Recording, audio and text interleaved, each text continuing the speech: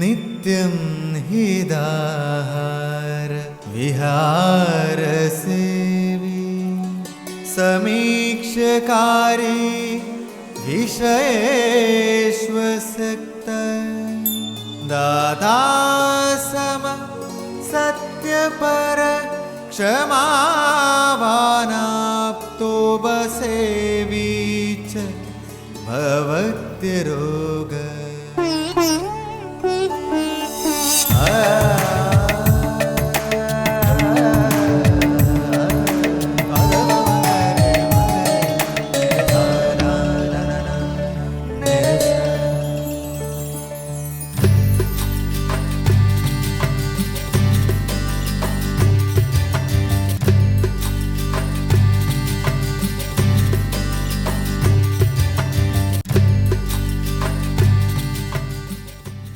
വളരെയധികം ആനുകാലിക പ്രാധാന്യമുള്ള ഒരു രോഗമാണ് പക്ഷാഘാതം. പക്ഷാഘാതം എന്നത് വാതവ്യാധിയിൽപ്പെട്ട ഒരു പ്രധാന രോഗമാണ്. മുൻപൊക്കെ വാർദ്ധക്യ സഹജമായിരുന്ന ഈ രോഗം ഇന്ന് മധ്യവയസ്കരിൽ കൂടുതലായി കണ്ടുവരുന്നു.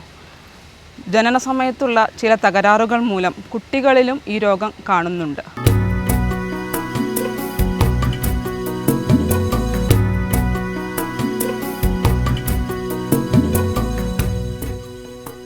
വാതകോപമാണ് ഇതിന് കാരണം. വാദം ശിരസിൽ നിന്ന് കോപിച്ച് ചില ഭാഗത്തെ സിരകളെ പീഡിപ്പിച്ച് ശരീരത്തിൻ്റെ മറ്റേ പകുതിയെ ചേതനയില്ലാത്തതാക്കി തീർക്കുന്നു. ആധുനിക ശാസ്ത്രപ്രകാരം മസ്തിഷ്ക കോശങ്ങൾക്കുണ്ടാകുന്ന നാശമാണ് പക്ഷാഘാതത്തിന് കാരണമാകുന്നത്. ഇത് പല വിധത്തിലുണ്ടാകാം. രക്തസമ്മർദ്ദം കൂടിയ അവസ്ഥ, അതുപോലെ തന്നെ തലക്കേൽക്കുന്ന ആഘാതം, ഇവയാൽ തലച്ചോറിൽ രക്തസ്രാവമുണ്ടായി ആ ഭാഗത്തെ കോശങ്ങൾക്ക് നാശം ഉണ്ടാകുന്നു. എംബോളിസം, ത്രോംബോസിസ് മുതലായി സിരകളിലുണ്ടാകുന്ന അവസ്ഥയും പക്ഷാഘാതത്തിനു കാരണമാകാം. ഹൃദയം, ശിരസിലേക്കുള്ള സിരകളുടെ ചില വൈകല്യങ്ങൾ, ഇവയാൽ ശിരസിൽ രക്തചംക്രമണം കുറയുന്നത് പക്ഷാഘാത കാരണമാകാറുണ്ട്. ട്യൂമർ പോലെയുള്ള വളർച്ചകൾ, മെനിഞ്ചൈറ്റിസ് പോലെയുള്ള ഇൻഫെക്ഷൻ, ഇവയാലും പക്ഷാഘാതം സംഭവിക്കുന്നു. കൂടുതലായി തണുത്ത കാറ്റേൽക്കുക, കൂടുതൽ ദൂരം യാത്ര ചെയ്യുക, ഇവ കൊണ്ട് ഫേഷ്യൽ നെർവിന് വൈകല്യം സംഭവിക്കുമ്പോൾ അർദ്ദിതം എന്ന അവസ്ഥയുണ്ടാകുന്നു.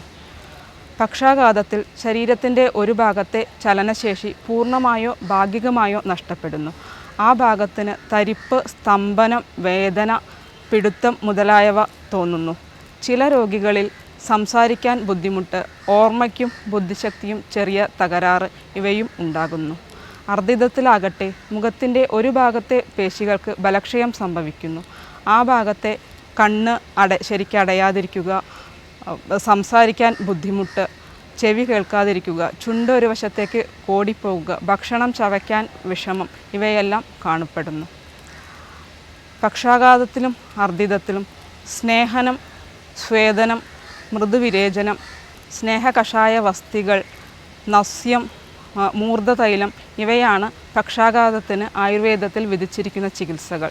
സ്നേഹനം എന്നാൽ അകത്തും പുറത്തും തൈലങ്ങൾ ഉപയോഗിക്കുന്നതാണ്.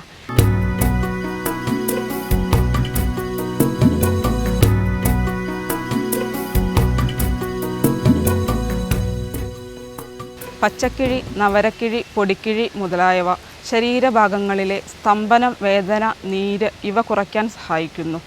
വസ്തിക്ക് വാതവ്യാധി ചികിത്സയിൽ ഒരു പ്രധാന പങ്കാണുള്ളത്. സ്നേഹവസ്തിയും കഷായവസ്തിയും മാറി മാറി ശീലിക്കുന്നത് നല്ലതാണ്. അർദ്ദിതം, പക്ഷാഘാതം എന്നീ രോഗങ്ങൾ ശിരസിനെയാണല്ലോ പ്രധാനമായും ആശ്രയിച്ചിരിക്കുന്നത്. അതുകൊണ്ട് തലയിൽ എണ്ണ തേക്കുന്നതിന് മുഖ്യമായ പങ്കുണ്ട്. അതിനായി ധാന്വന്തരം തൈലം, രാസ്നാദശമലാദി തൈലം, കാർപ്പാസസ്ത്യാദി തൈലം, ശുദ്ധബല തൈലം ഇവ കൊണ്ട് ശിരസിൽ പിജു, ശിരോവസ്തി മുതലായ ചികിത്സകൾ ചെയ്യാം. പാൽപ്പുക, നസ്യം മുതലായ ചികിത്സകൾ മുഖപേശികൾക്ക് ബലം കൊടുക്കുന്നു. അതുപോലെ തന്നെ അവസ്ഥാനുസരണം ഉള്ളിലേക്കും ഔഷധങ്ങൾ സേവിക്കേണ്ടതാണ്. ധനനയനാദി കഷായം അർദ്ദിതത്തിലും പക്ഷാഘാതത്തിലും പ്രധാനമായി പറയുന്ന ഒരു കഷായ യോഗമാണ്. മഹാരാസ്നാദി കഷായം, അഷ്ടവർഗം കഷായം, ധാന്വന്തരം കഷായം ഇവയും ധാന്വന്തരം, ക്ഷീരബല മുതലായ ആവർത്തിച്ച തൈലങ്ങളോ സുവർണമുക്താദി തുടങ്ങിയ ഗുളികകളോ മേമ്പൊടി ചേർത്ത് സേവിക്കാം.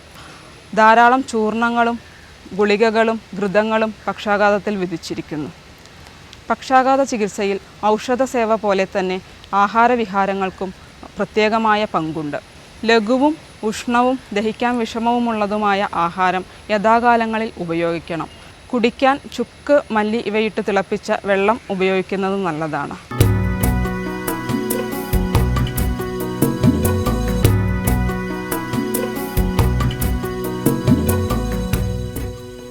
ശരീരഭാഗങ്ങൾ തണുപ്പ് തട്ടാതെ ഇരിക്കുവാൻ വേണ്ടി പ്രത്യേകം ശ്രദ്ധിക്കണം. അതുപോലെ തന്നെ കുളിക്കാനും മറ്റും വാതഹരങ്ങളായ ദ്രവ്യങ്ങളിട്ട് തിളപ്പിച്ച വെള്ളം ഉപയോഗിക്കുന്നത് നല്ലതാണ്. വ്യായാമത്തിന് പക്ഷാഘാത ചികിത്സയിൽ ഒരു പ്രധാന പങ്കുണ്ട്. പക്ഷാഘാത രോഗി നിത്യവും ശരീരസ്ഥിതിക്കനുസരിച്ച് വ്യായാമമോ ഫിസിയോതെറാപ്പിയോ ചെയ്യുന്നത് നല്ലതാണ്.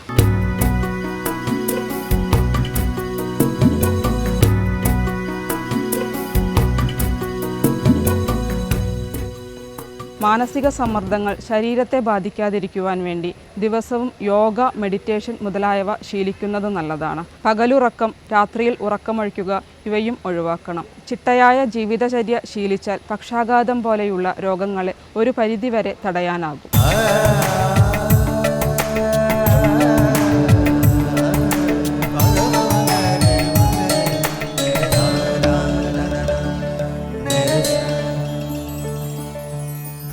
കിരാതതിക്ത എന്ന സംസ്കൃത പേരിൽ അറിയപ്പെടുന്ന ഈ ചെടി വളരെയധികം കയ്പുരസമുള്ള ഒരു ഔഷധ സസ്യമാണ്. കിരാത ദേശത്ത് നിന്ന് ഉണ്ടായതിനാൽ ഇതിന് മലയാളത്തിൽ കിരിയാത്ത് എന്ന പേരിൽ അറിയപ്പെടുന്നു. ഇതിൻ്റെ ശാസ്ത്രീയ നാമം ആൻഡ്രോഗ്രാഫിസ് പാനിക്കുലേറ്റ എന്നാണ്. മണ്ണിനോട് ചേർന്ന് വളരുന്നതിനാലും വേപ്പിനോട് സാമ്യമുള്ളതിനാലും ഭൂനിമ്പ, നിലവേപ്പ് എന്നീ പേരുകളിലും ഇത് അറിയപ്പെടുന്നു. തിക്ത, മഹാതിക്ത, കടുതിക്ത തുടങ്ങിയ സംസ്കൃത പദങ്ങളെല്ലാം ഈ ചെടിയുടെ കയ്പ് സ്വഭാവത്തെ കാണിക്കുന്നു. കിരിയാത്തിൻ്റെ ഇലകൾ രണ്ടറ്റം കൂർത്ത് സമുഖമായി കാണപ്പെടുന്നു. ചെറിയ വെള്ളപ്പൂക്കളാണ് ഇവയുടേത്. അല്പം പരന്ന ഫലത്തിൽ 8 മുതൽ 10 വരെ വിത്തുകൾ കാണപ്പെടുന്നു. സാധാരണയായി എല്ലാത്തരം ജ്വരങ്ങൾക്കും, പ്രത്യേകിച്ച് വിഷമജ്വരത്തിനും പേരുകേട്ട ഔഷധിയാണ് കിരിയാത്ത്. മഞ്ഞപ്പിത്തം പോലുള്ള കരൾ രോഗങ്ങൾക്ക് കിരിയാത്ത് സമൂലം ഉണക്കിയ ഔഷധത്തിൻ്റെ ഫലത്തെപ്പറ്റി ചരകസംഹിതയിൽ വിവരിക്കുന്നുണ്ട്. കൂടാതെ കഫപിത്ത രോഗങ്ങൾ, ചുമ, ശ്വാസമുട്ട്, ചുട്ടുനീറ്റൽ, ജലദോഷം, വയറുവേദന, വിരശല്യം, അരുചി, അർശസ് എന്നീ അസുഖങ്ങൾ ശമിപ്പിക്കുവാനും ഇതിന് കഴിയും. ഇഞ്ചി, കാട്ടുതുളസിവേര് ഇവയോടൊപ്പം കിരിയാത്ത് സമൂലം കഷായം വെച്ച് സേവിക്കുന്നത് പനി ശമിപ്പിക്കുവാൻ നല്ലതാണ്. വിട്ടുമാറാത്ത നീര് ശമിപ്പിക്കുന്നതിന് കിരിയാത്ത് സമൂലം അരച്ചത് ഇഞ്ചി ചേർത്ത് ഭക്ഷണത്തിന് മുൻപ് കുടിക്കുന്നത് ഉത്തമം തന്നെ. തിക്തകഘ്യവം, ഗോരോചനാദി ഗുളിക, ചന്ദനസവം, പഞ്ചതിക്ത കഷായം എന്നീ യോഗങ്ങളിൽ ഈ ഔഷധി ചേരുന്നുണ്ട്. ഇതിൻ്റെ പ്രജനനം വിത്ത് മുഖേനയാണ്. ഇത് തനിയായും മറ്റു ചെടികളുടെ കൂടെയും കൃഷി ചെയ്യാവുന്നതാണ്.